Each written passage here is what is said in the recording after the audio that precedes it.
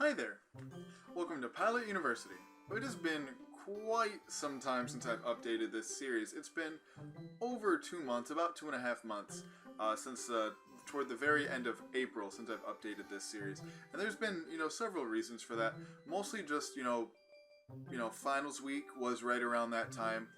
Then, graduation happened. Then I was out of town for 3 of the 4 weekends following graduation. So very, very busy time, then just getting back into like the swing of things for summertime. And it's been super hard for me to find recording time for this channel during summer because I work 40 hours a week. I have the other channel I'm working on, then I have all my family obligations, and life's complicated. But we're back, and we have, like I thought, only 2 more episodes in Generation 2 for this series. We're going to have to do a little bit extra for each of those 2 episodes, do 18 Pokemon per episode instead of 15, but that's not really that big of a deal, I think. The college store at Pallet University is officially open. We have great merchandise such as t-shirts, hoodies, long sleeves, tank tops, stickers, and even throw pillows featuring designs like our college font logo and our secondary slogan, "In Oak We Trust," as well as the classic Pallet University insignia. Available in a variety of colors and sizes. Links in the description. So, just a quick reminder of our rules, because it has been, like I said, quite a while since we've updated this series. Firstly, all Pokemon scientific names are given in either Latin or Greek, depending on circumstance, depending on which words kind of fit better. Neither of those languages I happen to speak, so if I mispronounce some things and you happen to know the proper grammar for either of those languages, please don't roast me too hard in the comments.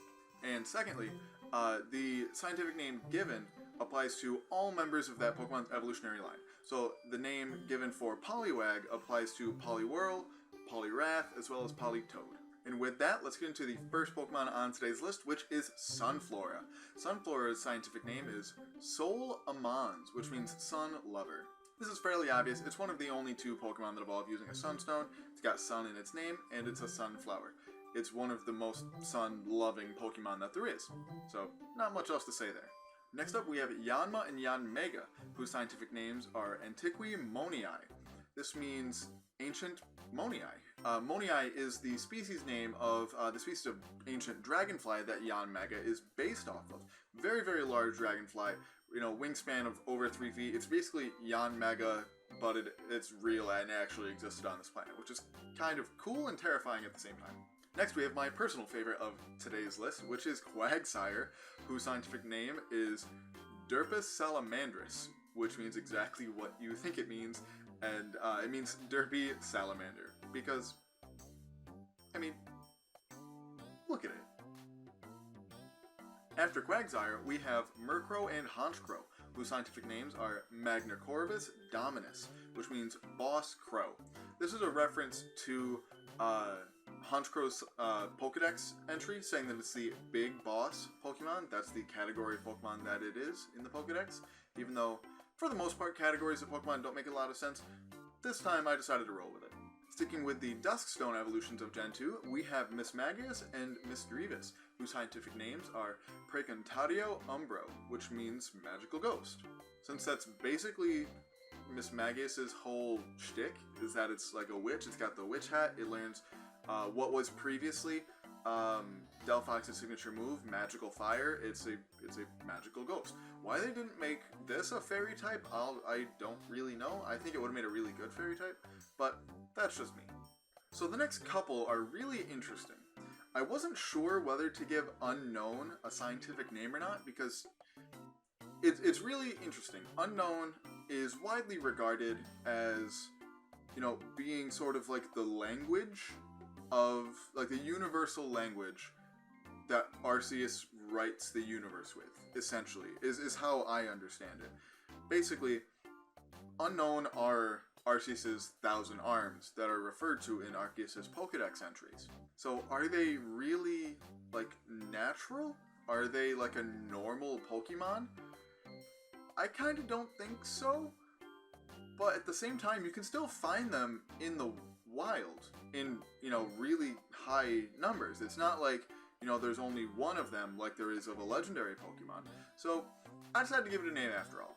So I gave Unknown the name Mundus Lingua, which means universal language. And because I personally am a subscriber of the theory that Wobbuffet and Wynot are just sort of modified Unknown who decided to sort of transform their psychic powers into this sort of punching bag thing instead of being just like the letter symbol, I decided to give Wobbuffet a subspecies name of Unknown's name. So Wobbuffet and Wynot have the name Mundus Lingua Infirmis, which means weakened universal language. I had a lot of fun with this next one, which is Girafarig, and I'm actually going to have to read this one because it's kind of tough to pronounce, especially because the last you'll see. So Girafarig's scientific name is Retrorsum musrorder, which is Latin for backwards, and then that same word backwards. Because the word Girafarig is itself a palindrome, and the animal is a palindrome, I decided to make its scientific name a palindrome as well. I thought that was fun, personally. Maybe I'm just a nerd. Then again, I am giving Pokemon scientific names, so yeah, I'm definitely a nerd. After Girafarig, we have Forretress, who I gave the name Testa Testa, which means shell. Forretress is really well known for having a really tough, really sturdy shell, and I thought that its name should reflect that. After Forretress, we have one of my all-time favorite Pokemon, and I tried to come up with something really cool for it, but at the end of the day, it's not that cool of a Pokemon, just objectively, and that Pokemon's Dunsparce.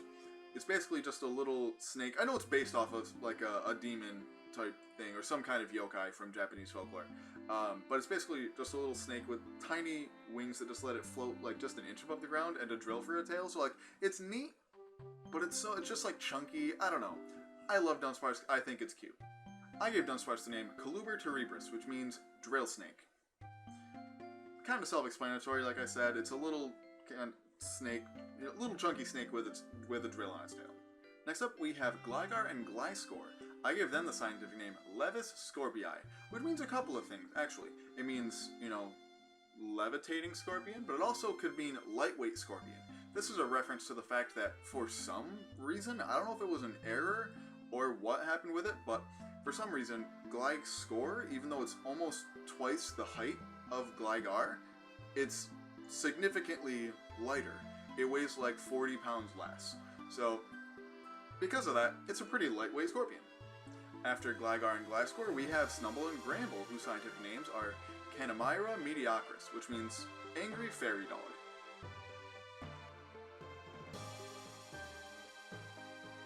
There's a lot of Pokemon that I think made sense to become fairy types, like Gardevoir. That makes sense. Mr. Mime. Makes less sense, but I still get it. But like, Gramble? It's a dog. I don't know. All I know is that Gramble's an angry dog, and apparently it's a fairy, so I threw that in there too. Next up, we have Quillfish, whose scientific name is Vesica pisca, which means balloonfish, because I didn't know that it was in the same category, and we've already talked about this episode, that Pokemon categories really are nonsense, but it is the balloon Pokemon, which it shares with Drifloon and the Wigglytuff line. They make sense to be balloons. Why is Quillfish a balloon? Like, it's round, I guess, that makes sense, but like, a balloon? Next up, we have another one of my favorite Pokemon, which is Shuckle. Shuckle's scientific name is Tutela tutelis, which really is representative of Shuckle, because Shuckle's known for one thing and one thing only, and that's defense. So, its scientific name means defense. It's kind of representative of the fact that both of its defenses are at least tied for the highest in the game. I believe its special defense is the highest in the game, whereas physical defense is tied with Mega Aggron and Mega Steelix.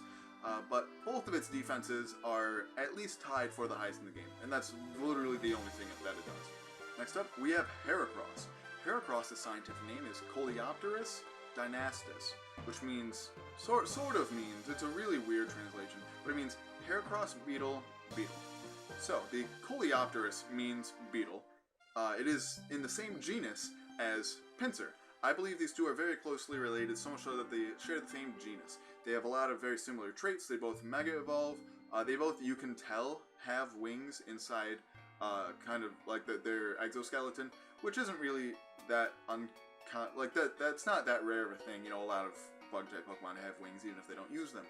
But I personally believe they're quite closely related.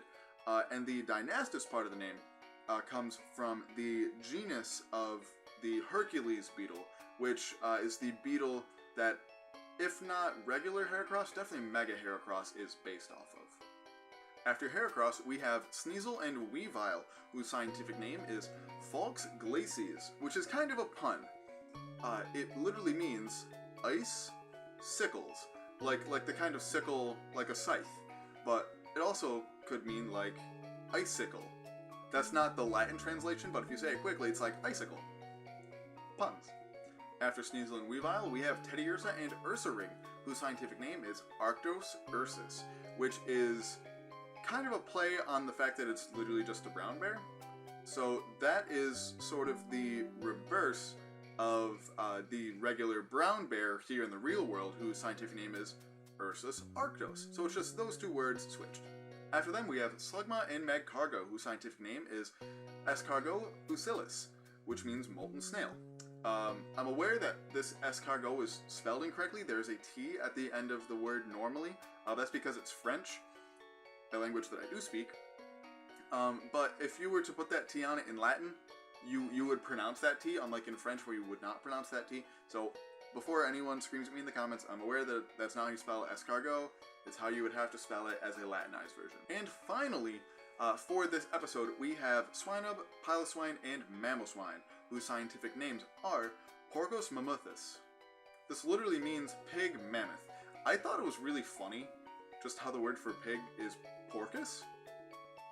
It could be spelled either Porcos or US, either or, it doesn't really matter. But I just thought that was kind of funny. I don't know why that was funny to me, but I wanted to include that somehow, because as much as, you know, people say, like, you know, when people look at what Pokemon, or what animals haven't really been made into Pokemon very often, people are like, oh, you know, we've got elephants, we've got Donphan, we've got Mamoswine, but I'm like, no, Mamoswine's not an elephant, it's a pig. It's just a really big pig with really long tusks. It's not an elephant. The only elephant Pokemon that we've got is Donphan and Phanpy, which, as much as I love them, they'll be in the next episode. They're also some of my favorite Pokemon, but I feel like elephants are really underused in Pokemon. That's just a personal thing. So like I said toward the beginning, hopefully I can get back into the swing of things and be updating this series at least every other week. This series is going to take a long time to finish. I was planning to have it finished, you know, around New Year's time. It's probably going to take until, if I continue at this rate anyway, probably take until March to finish, which, I mean, this channel's not going anywhere.